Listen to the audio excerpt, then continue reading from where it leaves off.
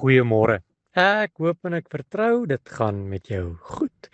Ek wonder of iemand jou al gebel het.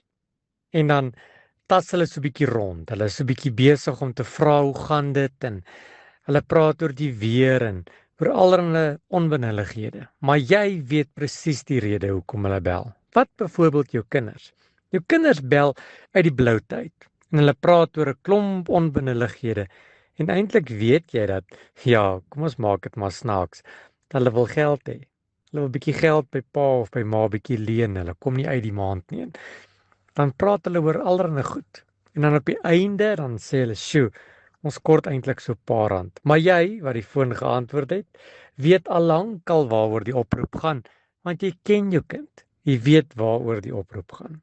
Matteus 6 vers 8 sê nogal iets wat net soos dit klink. Hy sê julle Vader weet wat julle nodig het nog voordat julle hom vra. Nog voordat ons vra, sê die Bybel, het die Here Jesus geweet wat ek en jy nodig het.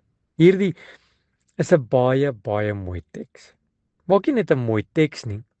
Dit is ook 'n diep troos vir my en jou om te weet dat die Here Jesus nie eers wag vir ons om te bid voordat hy omgee nie. Hy wag nie eers voordat die woorde by ons mond uitkom voordat hy besorg is oor my en jou nie. Hy weet wat jy nodig het. Hy sien klaar. Hy besef. Hy weet klaar wat jy nodig het, sê die Bybel, nog voordat jy vra. Hy verstaan selfs dit wat jy nie maklik kan vra nie, dit wat jy nie kan verwoord nie. Partykeer weet ons ook nie eens regtig hoe om dit te vra nie. Baie keer voel dit of ons eers moet reg bid, genoeg bid, moet die regte woorde sê sodat God ons sal hoor.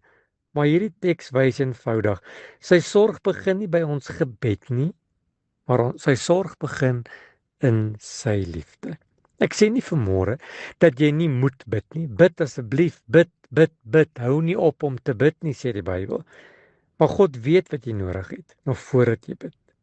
Gebed is dis nie om God in te lig oor jou probleem nie, maar om hom te verbind met jou probleem. Dit is 'n verhouding. Dis nie 'n verslag nie. Soos 'n pa wat reeds weet wat sy kind nodig het en wanneer hy honger en dors is en 'n behoefte het, maar steeds wag dat daardie kind nader toe moet kom, omdat hy nie weet wat hy nodig het nie, maar omdat hy nabyheid begeer. Wag die Here op ons, sodat ons moet klop, sodat ons moet vra en die Here sal antwoord. Hierdie waarheid bring vanmôre vir my rus. Jy hoef nie alles uit te figure, as ek dit so mag stel, voordat jy bid nie. Jy hoef nie perfekte woorde te hê nie. Jy kan eenvoudig kom en net sê, Here, wees hierdie sondaar genadig. Here, ek is swak. Here, wees U asseblief sterk.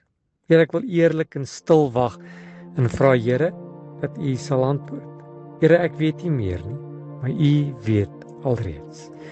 En wanneer jy vandag oorweldig voel, onthou, God is nooit verras deur jou situasie nie. En wanneer jy nie weet wat om te bid nie, begin net en sê, Here, U weet. En laat jou gebed minder gaan oor verduidelikings en meer oor jou verhouding. Here, vandag het ons baie dinge nodig. En Here, dankie dat ek weet, U weet. Amen.